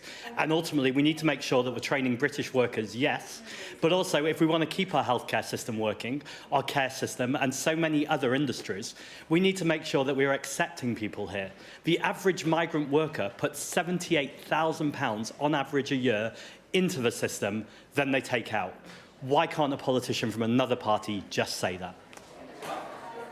Yeah, Mr. Polansky, I think it's fair to say that all political parties represented on stage tonight did agree that, you know, migration could be good, and they did outline the positives. The problems for them and the audience was the numbers, the backlog, the number of small boats crossings, the number of asylum seekers still in hotels. And as was reflected by the audience and the panel tonight, was that the system is broken in terms of processing these asylum claims. What would the Greens do that would be different? How would you fix this problem? Well, if I'd been in the debate tonight, I would have been able to say that small boat crossings are just 5% of overall migration. They're important to get right because these are people often fleeing their lives, but 95% of the rest of migration rarely gets talked about. In that debate, was 5% of the conversation about small boats? No, it dominated the debate. The way to stop the small boats today is quite simple. It's to offer safe and legal routes. Because actually this is a manufactured crisis. The only reason people are on small boats is because Conservative government in 2016, 2017, and now continued by a Labour government, decided to go for performative cruelty, to delay asylum processing claims. It's important to point out that most asylum-seeking claims, over 80%, actually get approved. Those people have a valid and legitimate reason to be here. And all we're doing by putting them in hotels or delaying the processing is making it look more of a crisis, or a crisis at all, as opposed to dealing with people with common humanity and dignity and recognising the problems in this country are problems of austerity. 14 years of Conservative government and now a Labour government that refuse to tax multimillionaires and billionaires just a small amount. I just wonder if tonight you're a little bit out of step with public opinion. I'm going to talk to our Deputy Political Editor, Sam Coates, who you, of course, know, and he said that polling today shows us that the issue of immigration has overtaken the economy as people's #1 concern right now for the first time since Brexit. And when you look at public opinion, 70% of people polled say immigration is too high. Some 50% think immigration is having a negative impact on the UK. So you talk about opening safe and legal routes to stop the small boats, and you also talk about migration, immigration being a positive thing. But how do you reframe that with the public? Because in the public's mind, these numbers are too high, and it's stretching resources. It's feeding into everything you were talking about there. Austerity, stretched NHS, the economy, the inability to get on the housing ladder. So how do you translate that to a public that doesn't agree with what you're saying? Well, the first thing to say is, of course, that's partly the debate if you hold a debate and don't invite the Green Party, but put Zia Youssef on the panel when he's not even a member of Parliament. Second, though, I think more importantly, when you look at the polling, it shows over and over again. Yes, I appreciate this conversation, so thank you. When you look at the polling, it shows that people don't want numbers to fall. They just want to know that the government is in control of it. And right now, the government isn't in control often of migration because they're invested interests to multimillionaires and billionaires who donate to their political parties. So rather than spend money on public services, rather than building council houses, rather than protecting their National Health Service or lowering people's bills by nationalising our water companies, instead they're making decisions to give tax breaks to super rich people whilst reducing welfare. They're making decisions to spend £15 billion on nuclear weapons and spend more money on war. Is it a surprise when we're spending money on war that then people have to move and migrate because their countries are unstable? None of this is coherent thinking, and this is entirely what this government and the previous government did. It's time to have a reset on this conversation and actually tell the truth about governments have got migration. us to where we are now, but the point we're at now is where parties like the Greens, the Lib Dems, Reform are talking about this. And I know that you very much want to put immigration at the front and centre of the Green Party's agenda for your views on this to be heard and to cut through the noise, as I think it's been put. But how do you solve the problem? Because these numbers are huge. We have a large number of asylum seekers here who aren't being processed, small boats, criminal gangs, asylum seekers in hotels. How do you make a difference? How will the Green Parties solve the problem and get to a point where, as you said, people are talking about migration and immigration positively? The numbers just aren't huge. So first of all, I have to challenge the premise of your question. Second, the way we deal with this is to deal with the problems we have in society anyway. You said I want to put immigration front and centre. Actually, I don't. What I want to put front and centre... The hotels, for example, regardless of numbers, let's take numbers out of it. Great. Communities right now do not want asylum seeker hotels. They want them gone. But the big problem is, you know, politicians grappling with where do they go? What do we do with these numbers, small or big, however you want to cut it? What would you do? Well, I've just released a podcast called Bold Politics with the migration expert Zoe Gardner. You should definitely listen to that. But actually, one report she's just released is about... I'm on air now, so I'd rather hear your view. Sure, of course. Sky News, if that's all right. It's about breaking up the Home Office and actually having a department of community security, ultimately looking about how do we put money into our communities to create social cohesion, so when people are coming out of hotels, they are supported to get into work, to get on the housing ladder, in the same way that British people should too. This isn't about pitting the problems that British people are facing against migrants. This is recognising the 99%, that's small business owners, migrants, working class people, people who are out of work, have so much more in common than people who are earning more money in their sleep than any of us could possibly ever imagine. We need to redistribute wealth and power in this country, and then immigration just simply won't be a problem. OK. Zach Polansky, new leader of the Green Party. Thank you so much for your time. Thanks so much for having me. Here on Sky News. Really appreciate it. Let's bring in our Deputy Political, Sam Coates, who was listening to that interview and was right across the debate. Little debrief there on what Zach Polansky has to say. He wants to reframe this immigration debate in a positive light, but it's really hard to do that at the moment because we've been talking about public opinion and they're not feeling particularly positive at the moment. Well, I thought Zach Polansky was really interesting for this reason. You quoted at him the figure that 70% of the people that we polled thought that immigration is too high. That leaves 30% who aren't saying that. Now, I think what where Zach Polansky lands on this suggests why actually the Labour Party might have some difficulties.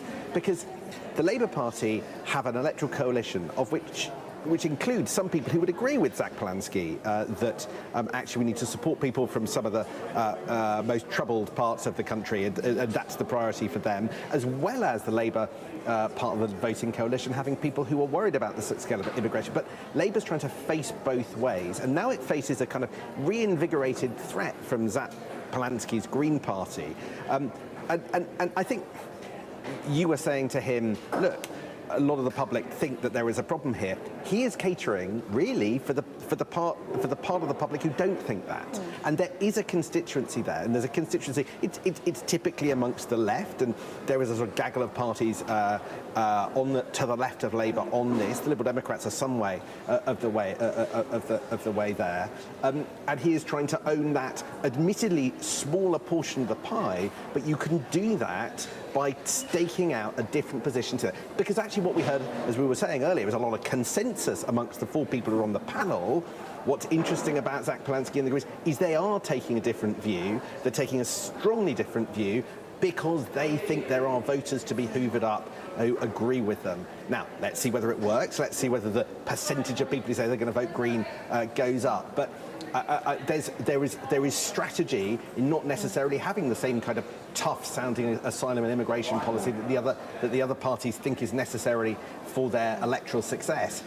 Let's just see if it works. Yeah, there was also an interesting point in the debate, and I think it was Trevor talking to Zia Youssef, asking Reform who they would allow in, because obviously Reform are saying, look, you know, there are positives to migration. Obviously, they very publicly talk about the negatives, but when pressed on, you know, OK, who would you allow in? Again, that nuance, no politician seems to want to go near that as to who would be allowed in and who would not.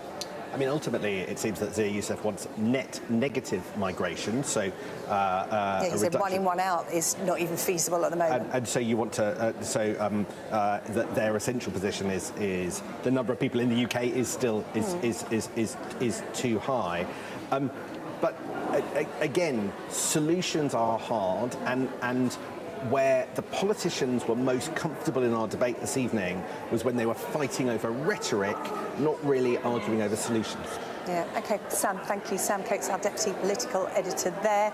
I'm going to cross now to a place that in many ways has become the focal point for this immigration debate, particularly over the summer months. You'll, of course, remember the Bell Hotel in Epping now, synonymous with asylum seekers. That hotel accommodating them this summer, and it put local officials on a collision course with the Westminster government, and it sparked a national conversation over how and where illegal immigrants should be housed. Well, Councillor Chris Whitbread is the Conservative leader of Epping Forest Council and joins me now. Councillor, good of you to speak to us here on Sky News. Hopefully you caught a lot of that debate. Much of it is playing out on the streets of Epping amongst your community. Talk to me about what you heard tonight and what stood out for you.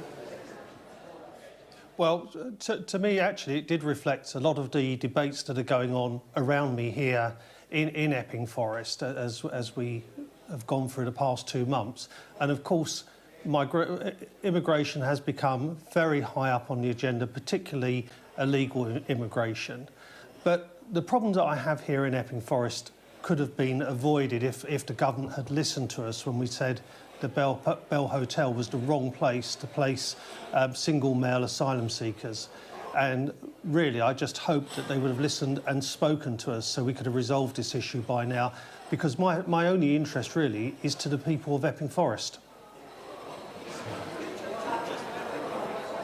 Yeah, and what is the mood in Epping Forest right now? Because obviously that hotel's still operational, you lost in court, you're appealing it, it's become this whole legal wrangle, and other councils looking at you as the bellwether council, if you like, as to what happens in a community when asylum seekers are housed, illegal asylum seekers are housed, without really a conversation with neither the council nor the community. What's the mood in Epping Forest at the moment? Because we are a couple of months into this. Yeah, I mean, people are really annoyed. They're really annoyed that the government didn't listen. They didn't listen when we went to court. They then appealed against a judgment and won. That caused a great deal of concern, which means we're still having regular weekly protest, which is upsetting the community as well, because there are those in the community who aren't going on a protest but still believe that the Bell Hotel should be closed. So actually, the government has won no friends with what it's done, and it would have been much better to actually open up the lines of communication and talk to us as a council.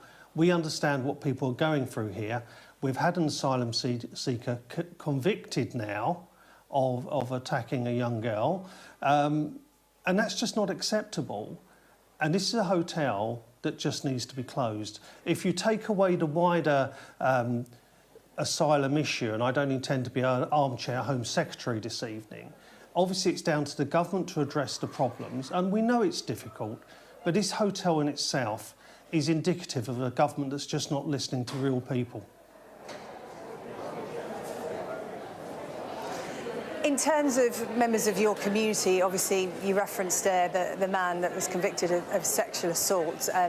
He was staying at that hotel, and obviously concerns of safety and criminality amongst the community. But what are the other concerns? Because there is a feeling for some that the migrant crisis is being used as the scapegoat for other problems in this country. You know, an NHS that's on its knees, a stretched education system, police resources, you know, no bobbies on the beat in their area. What are the concerns amongst the community? Obviously, the criminal element, very much, because, of course, what's happened in your community is absolutely abhorrent.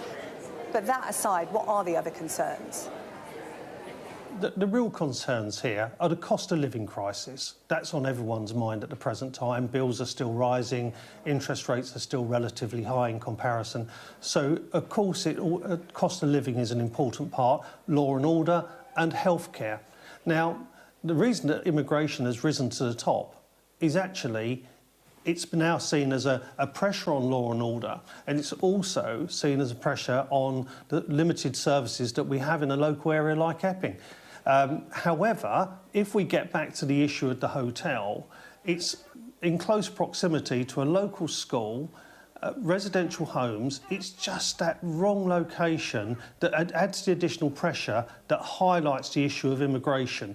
And I really believe if the government could start to address this problem, then it would see immigration come down the scale of concerns, and areas like the economy, taxation, size of government, healthcare, law and order would rise back up the agenda and the issues that really need to be addressed. Where do they go? Because that is the big question, and you know, the politicians at top level can't decide on what the right answer is. That wrangling is going on pretty much as we speak. Yeah, I mean, it's a difficult issue, isn't it? There's no easy solutions, but I do believe the new Home Secretary, and I hope she picks up the phone to Epping Forest soon, the new Home Secretary seems to have some positive ideas, and I was pleased to hear that there's Defence Secretary speaking to the Home Secretary, and maybe around the use of Crown Estate in some way, shape or form, maybe with some pop-up processing facilities so we can get people processed quicker and actually move the asylum process much more quickly in the future, and I think that would help to solve the problems. Yeah. Is it just the hotel that is the issue in terms of if in your vicinity, in your area, another suitable accommodation were to be found that wasn't a hotel right in the heart of Epping Forest? Would that be suitable, or is the council and the community of the mind that we just do not want illegal migrants in our area? They should be put somewhere that isn't near schools, near local residents, because there are some towns and cities where illegal migrants, asylum seekers are housed within the community on residential streets. Yeah, I think the general thing is here, it's illegal migrants before they're processed, before we've found out who the people are. We're in a situation in Epping Forest where the hotel has people that we don't know where they've come from, who they are, and we've got no information.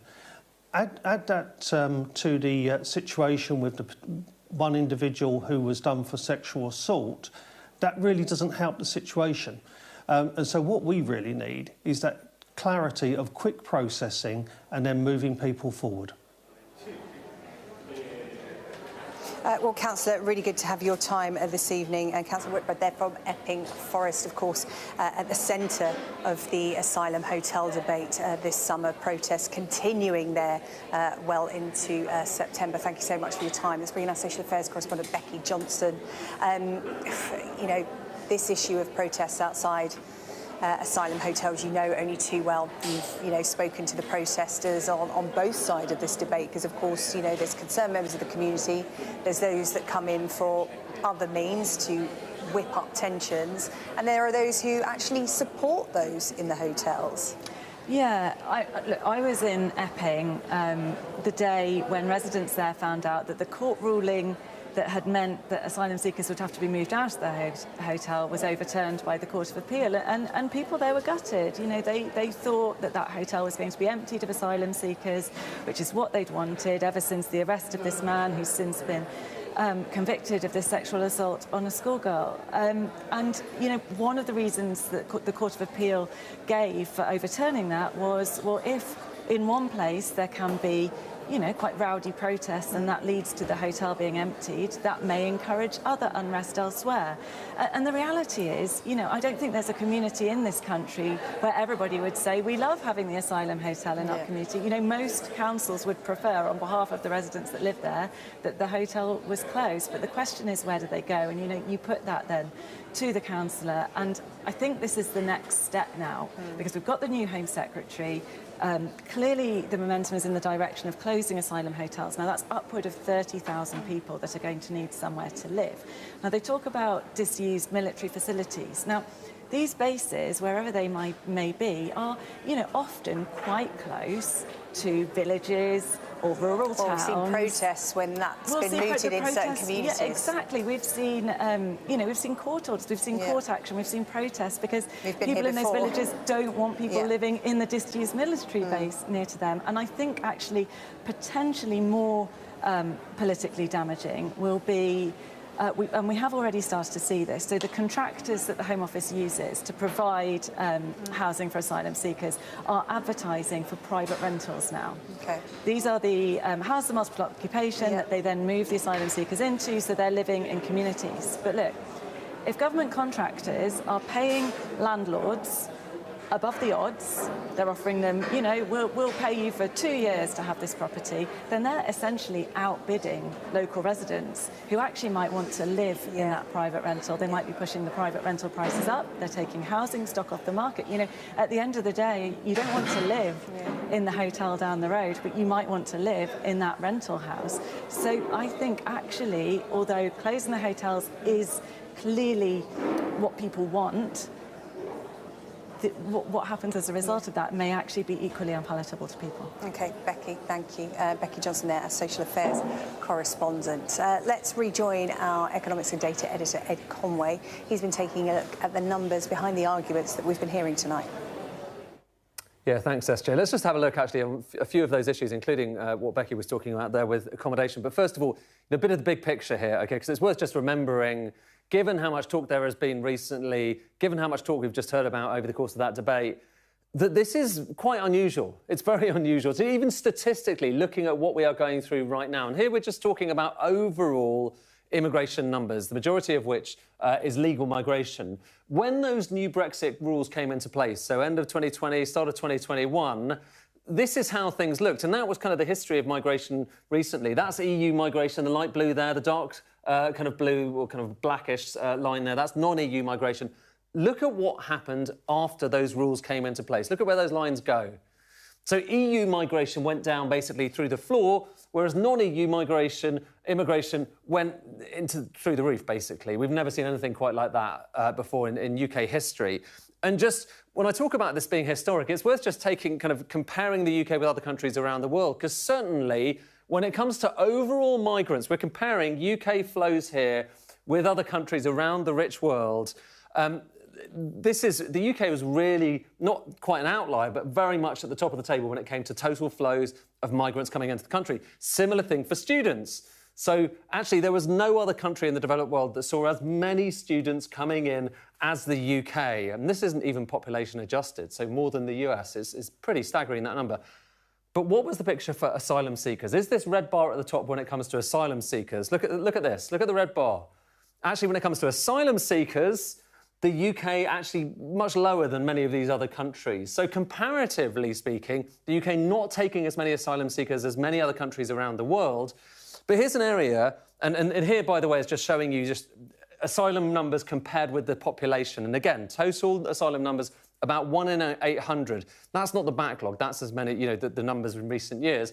Compared with somewhere like Iceland, where it's 1 in 94. OK, so compared with other countries, this is a global phenomenon. The UK has seen high numbers by historical standards, but compared with other countries, it's relatively low. But one thing that isn't low compared with other countries is the extent to which many of those cases, so asylum seekers coming into the country, have had approvals to remain. OK, so the UK comparatively has seen the propensity to approve those asylum seekers and their right to remain in the country rise faster than most other countries around the world. So that is different. And then that brings us back to that question that we started with, Becky was talking about a moment ago, which is like, where are asylum seekers in the short run, while those cases are being heard? Where are they being accommodated? OK, and this is the numbers of asylum seekers in that accommodation that is being paid for by the state for the most part. And so much controversy recently, we're hearing about it just earlier on this hour, about hotels. We heard about what happened in Epping, but it's worth just remembering, hotels are a good chunk of the number of people who are being kept in that accommodation while they wait for their cases to be heard. But actually, the majority is other accommodations. So it's people living in apartments, it's accommodation, other forms of accommodation. That is what has always dominated and what's likely to dominate in the coming years. What we do know, though, back to that bigger question, is that this is something that we haven't seen before in terms of the scale of it and is proving a big cost to the Exchequer as well. Yeah, go on. Ed, thank you. Ed Conway there running us through the numbers. Well, let's talk now to some of those who are in the audience for the immigration debate tonight, who actually got a chance to ask their questions. I'm joined by Diane from Slough, Ryan from Stokenchurch and Mia from Birmingham. First of all, how was that? I mean, we hadn't got it. I think your facial expressions say it all. Diane, you asked a question about the Navy and you used the term invasion in terms of the numbers of small boats coming across. Let's just remind everybody about your question from tonight. Let's take a look. If this was 1942 and we had the amount of people that we currently have coming across the channel in small boats, we would not have hesitated to deploy the Navy and to line our shores with soldiers to protect us, to protect the country and to protect the people in the country. Why are we not doing that? The issue we have here with deploying the Navy is if we put them in our waters, it's not enough. We'd need to be on the shores of France, and that's French territory. So effectively, we'd need to have French permission to be on the shores. So what we're doing at this point is ensuring we're working closely with the French operationally. We would have no hesitation using the Navy to detain all of those illegal migrants, transport them directly to a detention camp and then deport them. Most people who are fleeing war and persecution want to seek asylum in a country much closer to home. They want to return to their country when the war or the instability is over. And so what we should be doing far earlier than when people get to the French coast is actually supporting the efforts that are going on throughout the United Nations. This war and instability is a global problem that needs a global solution. Diane, you feel the numbers are an invasion and you seem frustrated that we are seemingly unable to do nothing about it. You were given reasons there of having no jurisdiction in France, and we've spoken to people here on Sky News, members of the public, who are frustrated that these small boats are picked up and essentially escorted to UK waters and to shore. Did you hear anything that sort of that did anything for you from our politicians tonight? It seems to be sort of a debate that goes around and round, doesn't it, about the small boats with no answers? Yeah, and to be perfectly honest, no, I didn't. As I said, I thought they were paying lip service. There was nothing that was said that, gave me any confidence that they were going to do any of the parties were going to do anything to, if they were in power, to stop these crossings. What's the concern for you about the numbers? What's your overriding emotion? I think it's the fact that there are a considerable number. They are young men. A majority of them are young men. And they are undocumented. We do not know who these people are. We have no idea where they've come from. We don't know what their criminal backgrounds are. We don't know any of their history. We know nothing about them. But yet, what is being expected is that people live in the community and embrace everybody. And I understand that, some of them may be genuine and they may be fleeing war, etc., etc. However, France is a safe country. Yeah.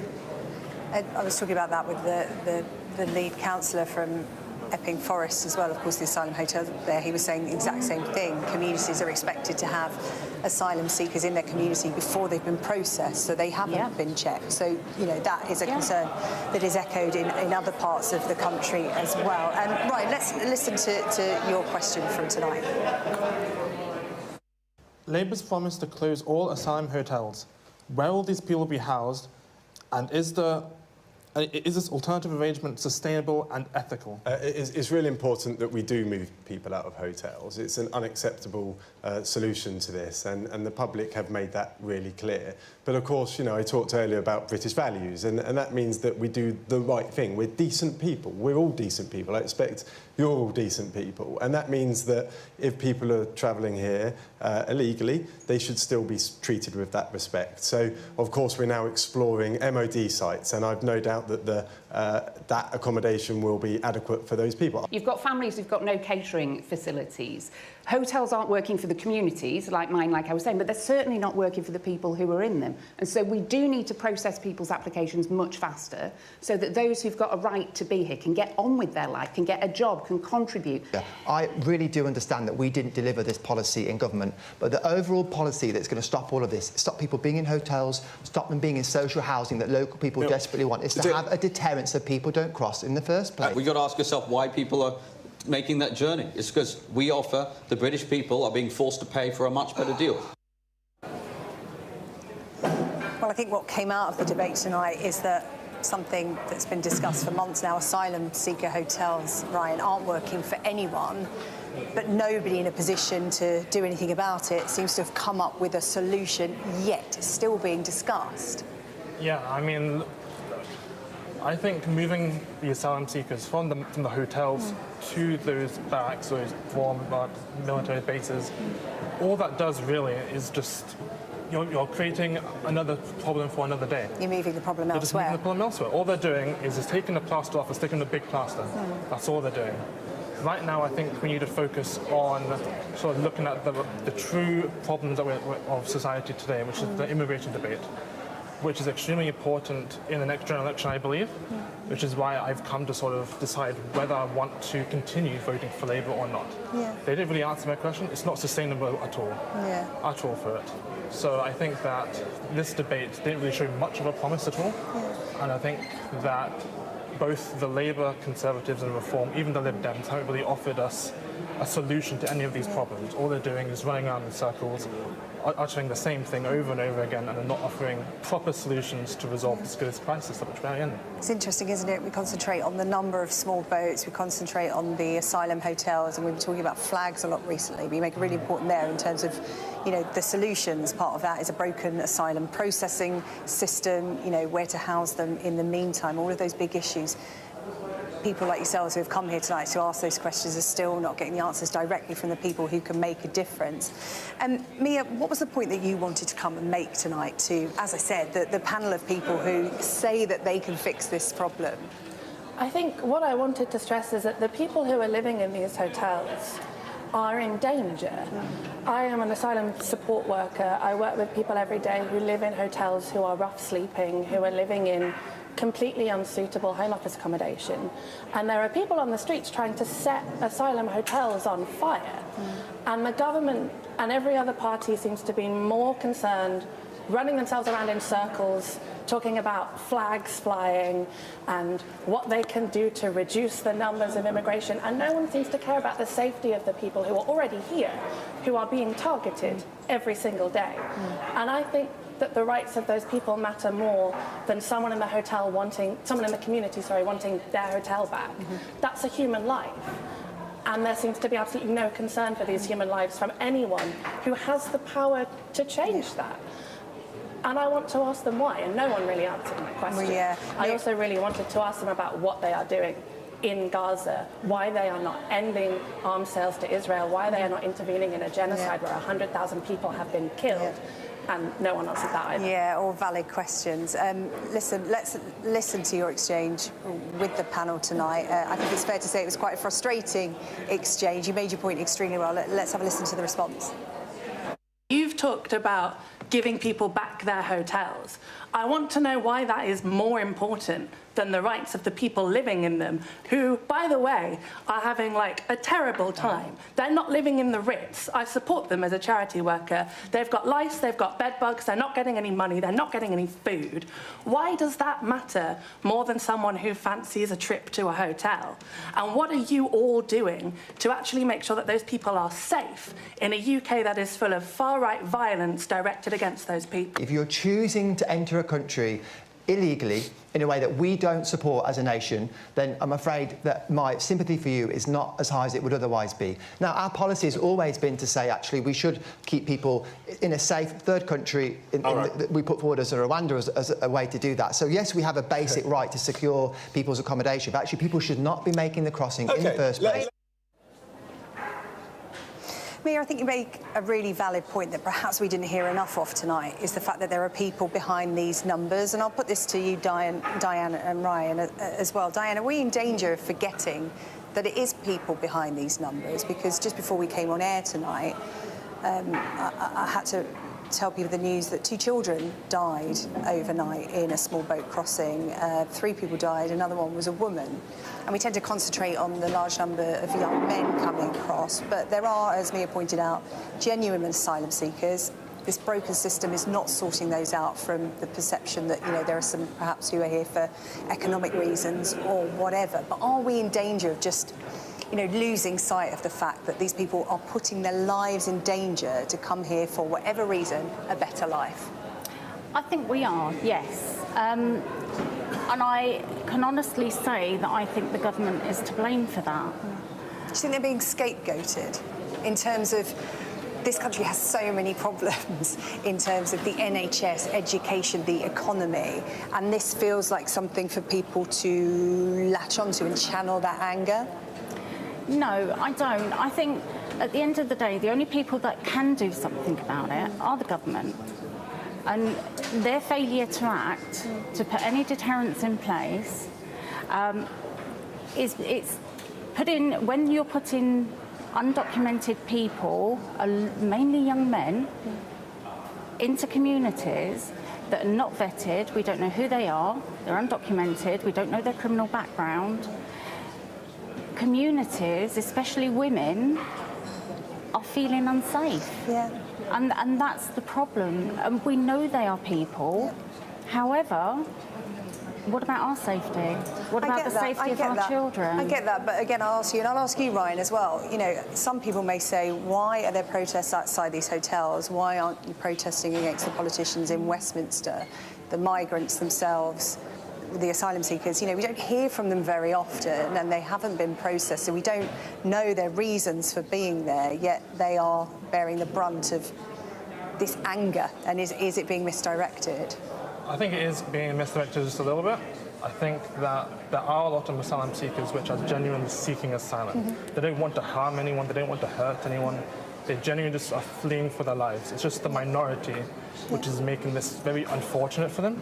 And I think a lot of this unrest can be directed towards the government because they are the ones that are in power. They're the ones that can do something about this crisis. Yeah. Well, listen, all the concerns raised this evening as part of the debate, legitimate and good to put to the people that, you know, say they can fix the problem, that have the power. Well, at least one party has at the moment, but others hope to have the power to do something about it in the very near future. Diane, Ryan and Mia, thank you so much for being part of the immigration debate tonight. Really appreciate your time. Let's just remind you of some breaking news this evening. This happened around half an hour or so ago. We got news that the American Conservative commentator Charlie Kirk has been shot during an event in Utah. Now, Charlie Kirk is a podcaster and author. He founded Turning Point USA, which champions conservative politics in schools, colleges and university campuses. He started it when he was just 18. He's still young. He's still in his 30s. He was hit by a single shot, we understand. This was during a speech he was making at Utah Valley University. We understand that he has been taken to hospital. His condition as yet not known. President Trump taking to Truth Social and Hearing the News to ask people to pray for Charlie Kirk, describing him as a great guy from top to bottom. Sky News understands a suspect is in custody, and we'll have more on that story in The World that follows us here at 9 o'clock with Yalda Hakeem.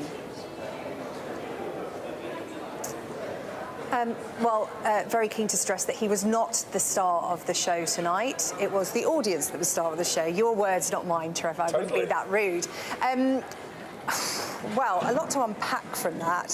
First of all, what did you make of the dynamic between the audience and the politicians? Because they were pretty much in your seat tonight, weren't they? Putting them under pressure. Yeah.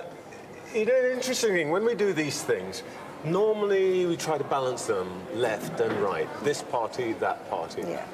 But if you were going to draw a line of division in that studio tonight, it wouldn't be down the middle, left and right. It would be between the audience and the people on my side of the platform, the politicians. And there's an audience which is saying, hear what we feel strongly about, and we disagree. You know, some of us think immigration's a good thing, some of us think it's all trouble. But for God's sake, you guys at least answer what we are asking you. And on the other side, you've got politicians who, given a question, will answer another question that they've made up for themselves. And I think that in itself illustrates more than anything else why this issue feels so frustrating to so many people. Yeah. It's a real hot potato issue, isn't it? They're just juggling it, waiting for it to cool down, and it's not. If anything, it's just, you know, getting hotter.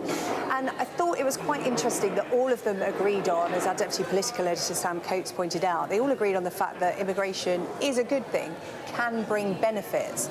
But the country is at a point now where the public just can't see that point. 70% of people thinking immigration has gone too far in this country. And I think a lot of that came across tonight. Well, I think it's really striking that even supposedly the most anti-immigration party on the panel, represented by Zia Yusuf, Zia Yusuf was, I thought, rather in some ways affecting in the way he talked about his own family's experience and the fact that his family had come and contributed to the health service and they were proud of that. And I think that you're completely right, and Sam is completely right, that was a thread that ran through. What I don't think we quite got some answers to is, well, who is really valuable as an immigrant, and who should be allowed in, who should not, is not valuable?